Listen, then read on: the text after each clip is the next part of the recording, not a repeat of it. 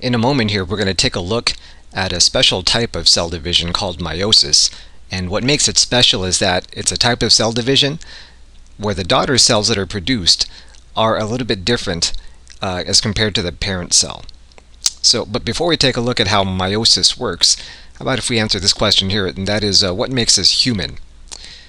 One of the things that characterizes us as human is that if you take a look at a typical cell in our body, and if you count the number of chromosomes in the nucleus of that cell, there should be 46 chromosomes in there if it's a normal cell.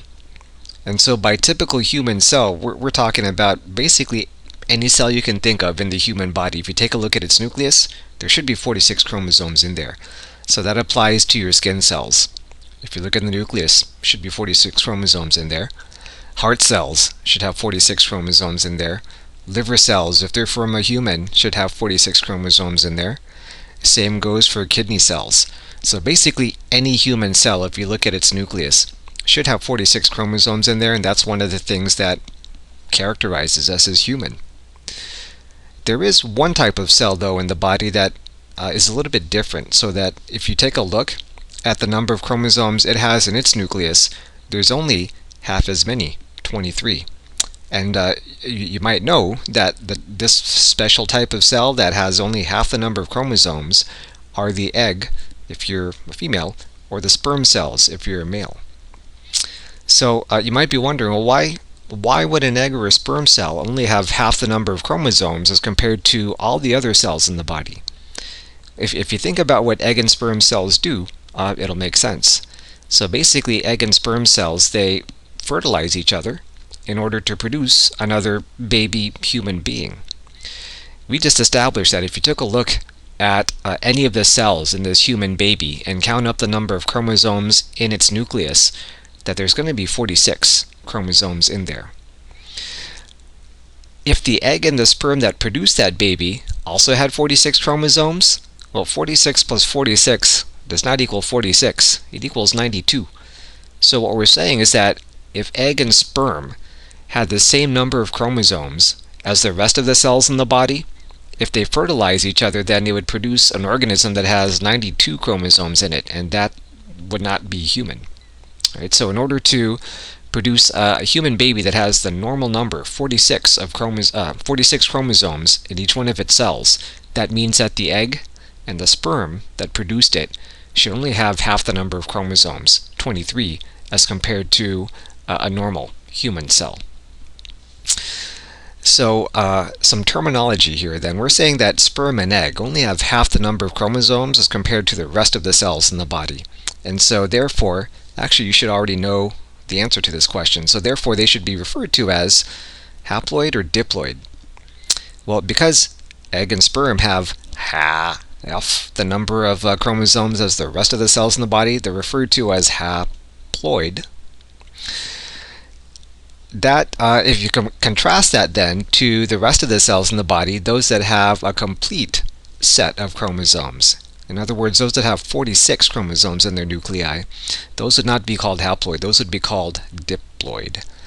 You might know that this prefix D or di stands for 2, and so it makes sense that the rest of the cells in the body, those that have a complete set, it makes sense that they're called diploid because they have 2 of each chromosome, right? They have one set of chromosomes from the father and one set of chromosomes from the mother. So diploid, complete set, means that it has one set of chromosomes from both parents. One thing to mention here, you might have thought about this, is that if you compare haploid number to diploid number is always going to be an even number, right? Because you have a set of chromosomes, a set number of chromosomes from your mother, plus a set number of chromosomes from the father. So whenever you add two identical numbers together, you always get an even number. So that's why diploid number of chromosomes is always going to be an even number. Haploid is always going to be an odd number. Okay, so some more terms here. So when we're talking about egg and sperm, in other words, cells that have only a haploid number of chromosomes in their nuclei, those are referred to as gametes, or sex cells. All the rest of the cells in the body, those that have a complete or diploid number of chromosomes, those are referred to as somatic cells. And so soma literally means body. So this term then makes sense. Somatic cells, they're the cells of the body. And we just established that basically any cell in the body that you think of have 46 chromosomes in their nuclei. In other words, they have a diploid number of chromosomes in their nuclei. Okay. So what we're going to end up doing then is taking a look at how gametes are made. We already actually looked at how somatic cells are made. And so if you remember, somatic cells, so an example of a somatic cell is a skin cell. Again, somatic cell is basically any cell in the body except the egg or the sperm. And basically the way that somatic cells, like skin cells, are made is via a type of cell division that involves one parent cell dividing to produce two daughter cells that are identical. Right? So another way to look at this is like this. So if you have a skin cells are only made when another skin cell divides. Right? So skin cells divide only to make other skin cells that are identical to it, identical in function and identical in the number of chromosomes that you find in its nucleus. If you remember, this type of cell division, where one parent cell divides to produce two daughter cells that are completely identical to their parent, that's called mitosis. And so again, here is its definition in words.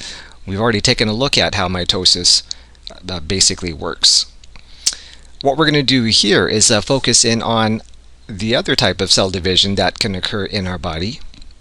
And that type of cell division is the type of cell division that ends up producing our gametes. In other words, it produces our egg or sperm cells.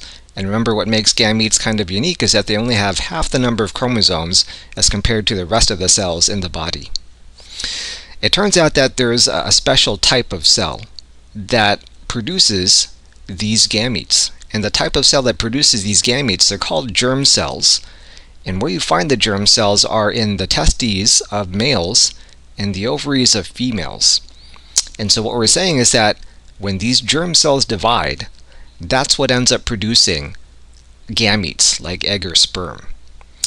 And it turns out that this type of cell division, not only is it a cell division that reduces the number of chromosomes, so you see that this parent cell has 46 chromosomes in it, this daughter cell, this gamete, only has 23. So not only does this cell division produce cells with half the number of chromosomes, but also this cell division actually produces 4 total cells. So in this type of cell division, when this germ cell divides, it actually produces a total of 4 gametes that each have only half the number of chromosomes as this original parent cell. So again, this type of cell division, it's a special type that's only done by a special type of cell in the body. It's called meiosis. And again, in words, meiosis, it's a type of cell division where diploid cell produces cells with only half the number of chromosomes. Mitosis and meiosis kind of sound similar, and I always kind of keep them straight because during meiosis it produces gametes, sex cells, and sex can be kind of shocking to people. Might make them say stuff like my oh my, ooh, sex, that's shocking. Meiosis, right? So sex kind of shocking to people, makes them say my oh my.